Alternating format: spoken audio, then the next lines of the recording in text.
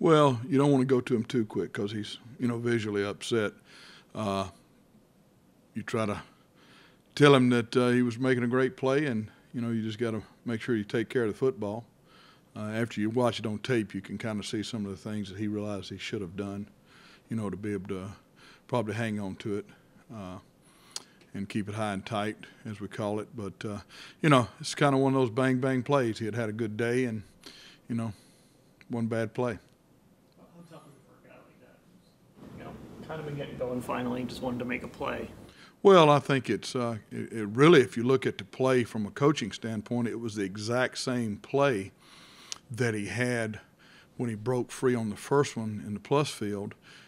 Almost the same setup. He had a guy that if he just keeps coming to the right, he's probably going to outrun the punter. Same scenario there. It was just a little bit more towards the 50-yard line. But, he's a competitor. He wants to make plays. It's just kind of one of those things. You hate it for him, you hate it for the team and everybody involved in it. We were right there on the cusp of it and would have had a good setup, had we not given the ball back to him. But you kind of got to move on too, And I thought the neat thing was that when we got into the meeting room on on Monday when we reviewed the tape, everybody in there was very supportive and told him to keep doing what he's doing.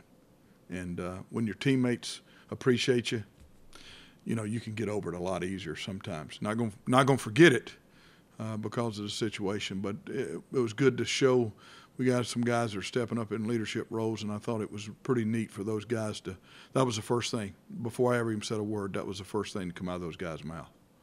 And that was good for him. Doesn't help him, but, it's at least supportive.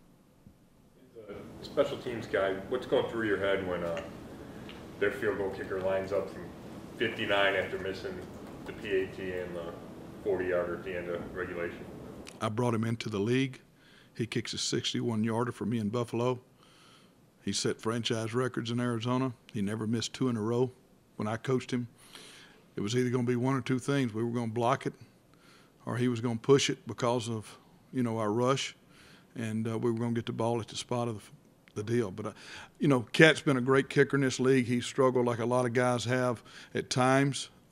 He's changed some holders and kickers or, snappers in through his time. But, he's kicked that 61-yarder for me, so we knew the timeline of where he had to stop at.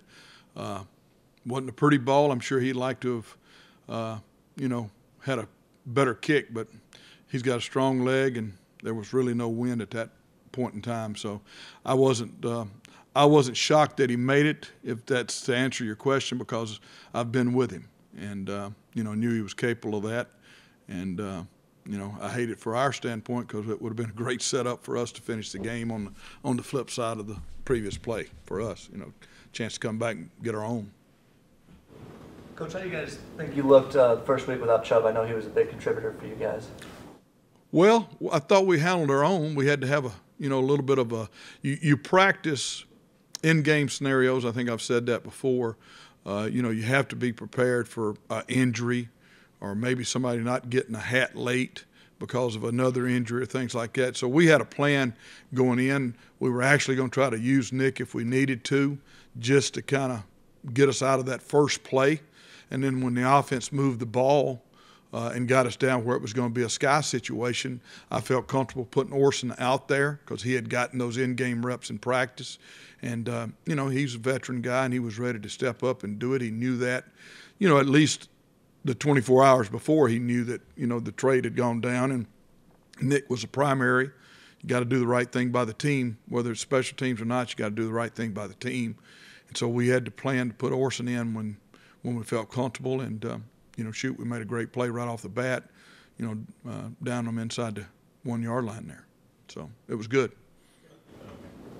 Pharaoh Brown mentioned earlier this week that part of his promotion to the active roster was what he's done on special teams. I'm sorry? Pharaoh Brown mentioned that part of the reason he got elevated probably was special teams. What have you seen from him? I just think he's been a guy that's been pretty, intense in terms of the show card stuff. He's got a long body guy. He brings a good work ethic. I think he's got a chance to be somebody that could help us. It's a process for him, but he's been with us long enough now. He kind of knows how we do things.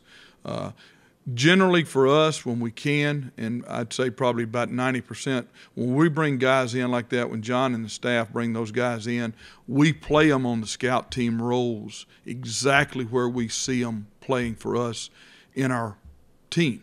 So if he's a wing candidate on punt, we put him at wing. And those are the things that help get him acclimated and things that we can – Sam and Josh do a great job of taking those guys and studying with them those roles, even when it's a scout team involved, because, you want to put them where they can have instant impact if they do get elevated. But work ethic, I don't think that's a problem. Game experience is going to be another thing for him. So, we'll just kind of have to see how that goes, as we proceed. You mentioned that punt that you guys downed inside the one. I know we watch you guys work on those kind of drills all the time, but is there a line there between just downing it like the 3 or the 5 because you don't want it to take a funky bounce as opposed to waiting?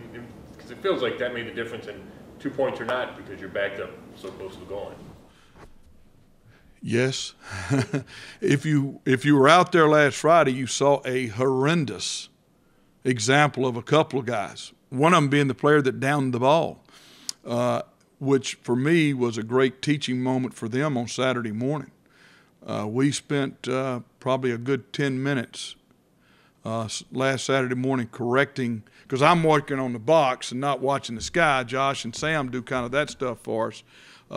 And then when we get together and watch the tape after practice, it's like, crap. How did he do that? So we were able to have a little bit of a powwow Saturday morning, and ironically, we were prepared to maybe use a couple of other guys in there experience-wise, but we left 27 out there, and he makes a great play that he didn't make on Friday's practice. But we talked to them about never touching the goal line. We use the 1 yard line as our landmark. And we tell them you don't come off of it to chase the ball back off, because that's the other guy's job. And the box's job is the returner. So he was in perfect position, gets his back built to the goal line to kind of build the wall, and then try to play everything in front of you. And you hope he has enough ball skills to be able to catch it. And we tell him, too, you can legally catch it if the punt returner's not in the area. So, we use that Friday as a big teaching tool for that part of the game. We try to spend, 6 or 7 balls of Britton's workout on Friday for just the sky area, because it's been such a big factor everywhere I've ever been. Pittsburgh, it was a great factor for us in those years. And in Arizona, our defense was prominent like it is here. And, boy, you give them that, 1 or 2 yards. I wish they'd keep the stat for punts inside the 10, because I think that's really where the skill set of the punters are nowadays in the league and where the gunners are. So it was nice to see it, because, again, it was one of those deals where I could rip them a little bit Saturday morning about how to do it the right way, and they took the advice and, made a great play. Great punt, great protection, and, nice job down in the ball inside.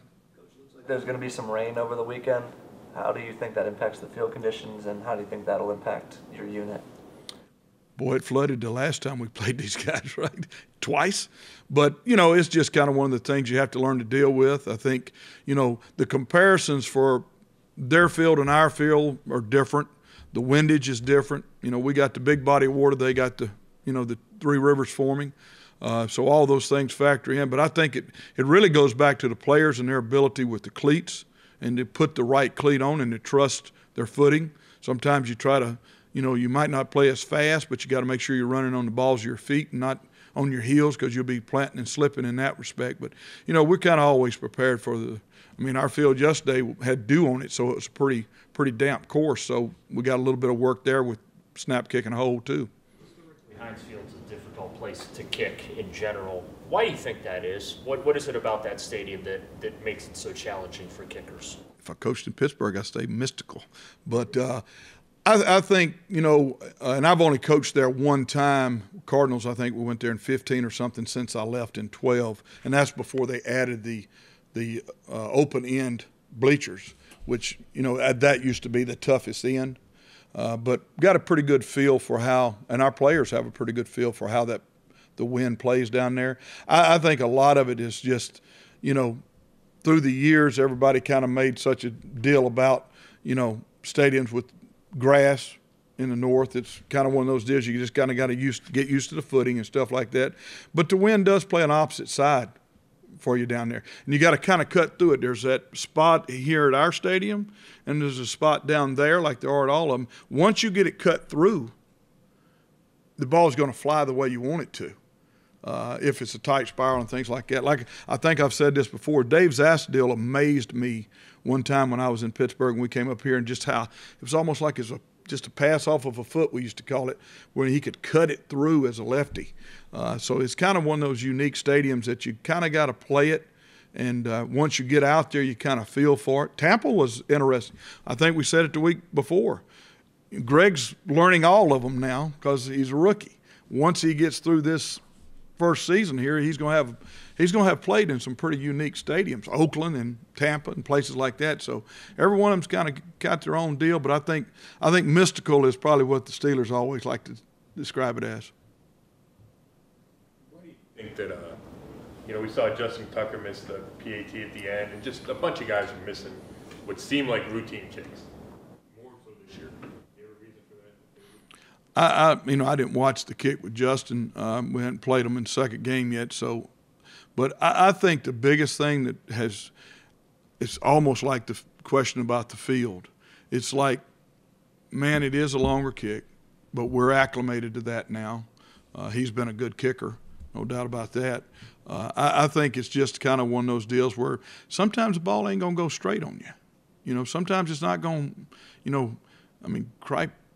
I've had guys that just clank it off the goalpost. Matter of fact, if I have one that hits early in the goalpost in the pregame, I'm saying, got that out of the way, now let's move on, But I think it's just kind of it's really been kind of blown out of proportion because of the misses. But in reality, it's a 33-yard kick. Everybody's kind of varied. When I had Field, he was pretty much a dominant left hash field goal extra point guy now. Guys have tried it off the right hash, middle right. Tampa was kind of spotting it to the middle right because of the crown maybe in the field. But I think each stadium carries that uniqueness with it. And but again, if you can just hit the ball straight, pretty consistent, you're going to probably be okay in terms of at least giving you a chance from the middle of the field. And a lot of guys kick it out of the middle, and a lot of guys kick it off the hash. I think it kind of comes back to a comfort point with where they see the ball spotted, and what their lines need to be, in terms of that. I know it's a sick feeling when you miss one, because everybody thinks about it being the old 1 yard spot, and those days are gone, unfortunately.